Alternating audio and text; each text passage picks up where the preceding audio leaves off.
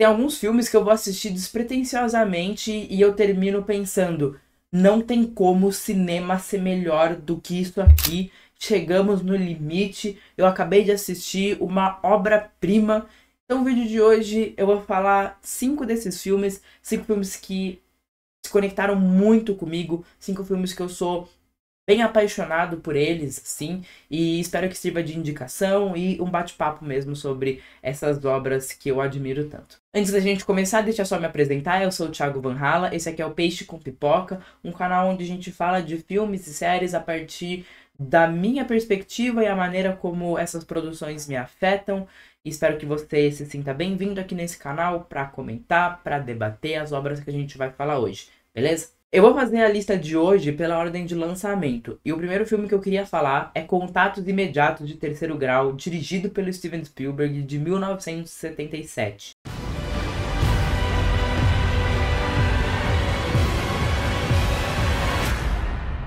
Esse é um dos primeiros filmes da carreira do Spielberg e é o seu primeiro contato com ficção científica, que depois se tornaria uma das suas tantas marcas registradas, né? E o que eu gosto muito desse filme é que ele conta uma história muito esquisita, mas que você vai se conectando e você vai criando uma sentimentalidade ali com aquelas histórias isoladas que se conectam. A trilha sonora do filme é um espetáculo e a direção do Steven Spielberg tem muito frescor, assim, né? Aquele diretor que tá começando a sua carreira e ele filma com um afinco, mas ele deixa sempre o filme brilhar. A direção nunca se sobressai perante o que está acontecendo em cena, assim. Basicamente, aqui no filme a gente vai acompanhar várias pessoas aleatórias de vários cantos dos Estados Unidos, de idades diferentes, que de repente, do dia pra noite, começou a sentir uma conexão com algo extraterrestre, assim, algo sobrenatural. Eles têm certeza que tem alguma coisa vindo, eles sentem, eles escutam, mas não tem como provar. Então as pessoas começam a achar que eles estão malucos, eles começam a enlouquecer, até que partem em uma jornada. Eles começam a traçar um mapa na cabeça deles e decidem seguir esse mapa em busca desses extraterrestres. É uma jornada completamente maluca, como eu disse, mas o que eu acho lindo desse filme é a maneira como o filme vai misturar um movimento artístico, como o filme tem uma parte muito tocante, muito íntima, mas é um filme também que fala muito sobre a questão mais técnica, a questão tecnológica de uma invasão ET.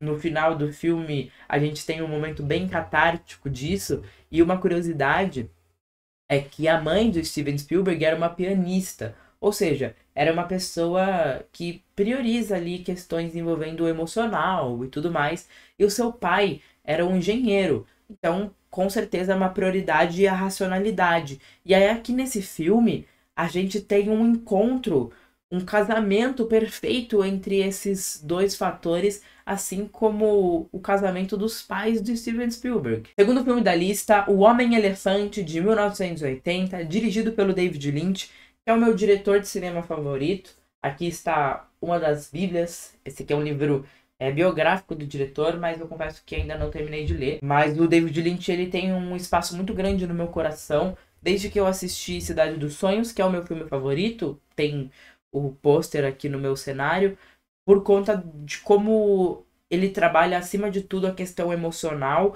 e faz filmes que aparentemente não têm sentido, mas têm sentimento. Mas O Homem-Elefante, que é o filme que eu quis escolher para falar hoje, ele é um filme que tem, claro, muitos e muitos elementos lynchianos, mas ele é muito mais racional, ele tem uma história muito mais coesa e principalmente uma história muito triste. O filme é baseado na figura real de John Merrick, que era um homem que tinha desfigurações na face e no resto do seu corpo, e fazia a sociedade o considerar uma completa aberração. Então, por muito tempo, ele realmente foi um objeto de circo. As pessoas pagavam para ver o seu rosto enquanto ele vivia realmente enjaulado. Até que um médico descobre essa situação precária, decide levar ele até o hospital e investigá-lo. E eu acho linda a maneira como David Lynch filma esse filme, com muita empatia com o seu personagem, mas criando uma história de múltiplas camadas, assim. Então, no começo do filme, você tem um suspense e até mesmo é um pouco um filme de terror quando você vê o John Merrick pela primeira vez. O filme esconde o rosto do seu protagonista por bastante tempo, mas aí o filme vai ele mesmo desconstruindo esse mito de que seria uma figura aterrorizante e transformando em um filme apaixonante. Mas essa paixão também vai ter um momento de quebra e se torna um filme dramático, depois se torna um filme muito, muito pesado, mas todas as voltas, movimentações do filme é uma jornada perfeita, assim, sabe? Para você ter um final satisfatório e digno com esse personagem. O questionamento que mais fica comigo com relação ao filme é que John Merrick vai parar no hospital e no hospital ele, no começo, ele é tratado de uma maneira meio ambígua, assim, porque embora ele esteja recebendo comida, embora ele tenha um lugar para ele morar, as enfermeiras mostram medo dele e isso o afeta completamente, assim. Mas a figura apaixonante que ele é se sobressai, ele cria uma relação ali com todo mundo do hospital e aí pessoas externas. E aí, em um certo momento do filme, ele volta a receber visitas de pessoas querer conhecê-lo pela figura gentil e simpática que ele é. Mas aí você fica pensando, peraí, ele saiu mesmo desse cativeiro? Porque antes ele era um cara que vivia enjaulado num circo e as pessoas iam até lá visitá-lo. Agora, no segundo momento do filme, ele de certa forma está enjaulado nesse hospital, ele não sai de lá, ele não pode sair de lá pelas suas condições físicas, assim, e as pessoas vão até lá para visitá-lo, para ver pessoalmente, pessoas que não o conhecem, assim. Então eu acho que é um filme muito profundo, é um filme que aborda diversos temas e não tem nenhuma pretensão de dar uma resposta satisfatória para todos eles, assim. O filme questiona,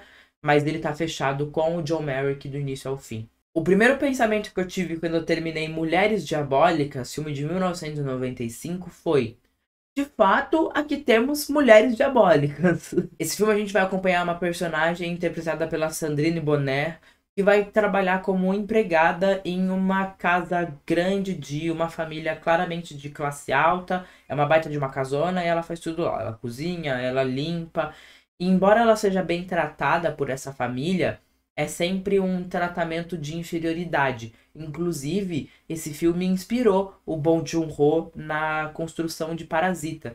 E não tinha como ser diferente, porque esse filme mostra essa relação de empregada-patrão, e mesmo a educação é uma educação sem você olhar nos olhos, tem muita passiva agressividade, o patrão não gosta quando a personagem principal tem um dia de folga.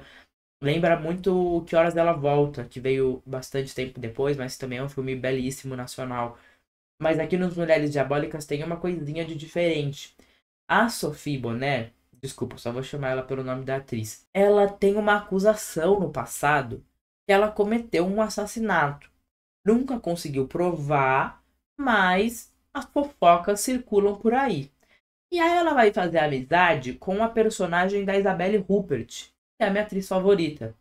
E também tem uma acusação de assassinato, que nunca conseguiu provar, mas que essa, assim, você vê desde a primeira cena, que é meio 22, assim. Ela é pancada da cabeça, como, sei lá, 90% das personagens que a Isabelle Huppert interpretou. Então aí se criam as mulheres diabólicas. O que vai acontecer quando duas pessoas com uma personalidade tão própria, tão sádica, tão cômica, como que vai funcionar essa dinâmica das duas? E aí essa dinâmica começa como uma amizade, em certo momento tem uma baita de uma tensão sexual reprimida e termina num momento catártico que só quem assistiu o filme vai saber. Central do Brasil, na minha humilde opinião, é o melhor filme brasileiro de todos os tempos, com todo respeito ao cinema de Glauber Rocha, Rogério Sganzella, Carlos Rauschenbach, Mário Peixoto, que fez Limite, mas pra mim, Central do Brasil é o filme que eu mais me conectei, é o filme que eu, quando assisti pela primeira vez, não entendia como alguém consegue fazer um filme tão perfeito, tão emotivo, e quando eu revi o filme nesse ano, eu entendi mais desses elementos que fazem Central do Brasil ter se tornado um filme tão icônico para a cultura brasileira e até mesmo mundial. Aqui a gente vai acompanhar a história de uma mulher que trabalha escrevendo cartas para as pessoas que não sabem escrever e depois enviando elas por correio. O que acontece é que ela não envia, não. Ela faz meio que um purgatório dentro do seu armário e depois ela decide o que que ela vai fazer com cada uma dessas cartas. Mas aí um menino surge para pedir uma carta pro seu pai, chamado Jesus, que mora na puta que pariu, o cara mora longe pra caramba. E ela escreve a carta, não entrega.